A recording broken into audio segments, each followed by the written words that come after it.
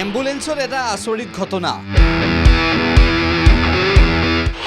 মৃত ঘোষণা কৰা ব্যক্তি হঠাৎ জি উঠিল।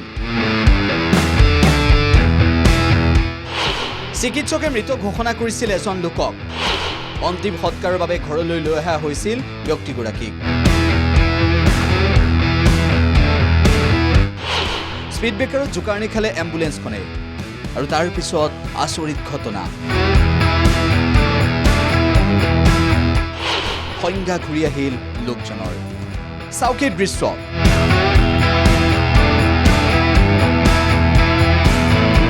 হৃদৰোগত আক্ৰান্ত হৈ এইগৰাকী ব্যক্তি চিকিৎসাধীন অৱস্থাত আছিল। ইয়াৰ পৰৱৰ্তী সময়ত চিকিৎসালয়ত মৃত্যুক সাৱটিছিল ব্যক্তিগৰাকীয়ে। চিকিৎসকেও মৃত ঘোষণা কৰিছিল, কিন্তু তাৰ পিছত অন্ত্যেষ্টিক্ৰিয়াৰ বাবে ঘৰলৈ লৈ আহোঁতে এম্বুলেন্সখনে স্পীড ব্ৰেকাৰত জোকাৰণি খোৱাৰ বাবে হঠাৎ সংজ্ঞা ঘূৰি আহিল লোকজনৰ। জীৱন ঘূৰি আহিল এইগৰাকী লোকৰ।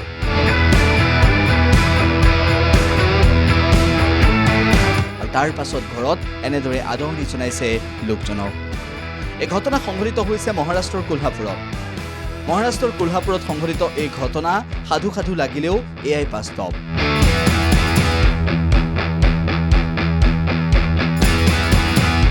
News desk report, the news plus. এম্বুলেন্সত এটা আচৰিত ঘটনা। মৃত ঘোষণা কৰা ব্যক্তি হঠাৎ জি উঠিল। চিকিৎসকে মৃত ঘোষণা কৰিছিল এজন লোকক।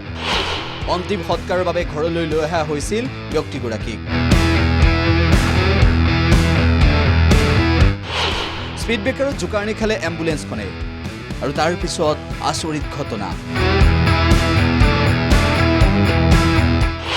সংজ্ঞা ঘূৰি আহিল লোকজনৰ। চাওকে দৃশ্য।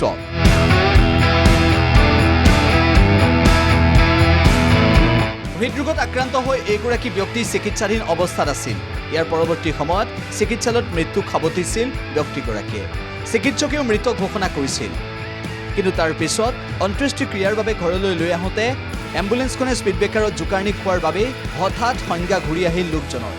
জীৱন ঘূৰি আহিল এইগৰাকী লোকৰ।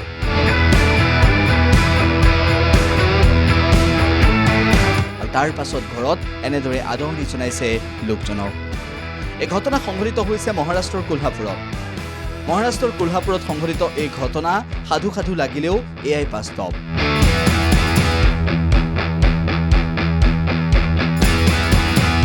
News desk report, the news plus.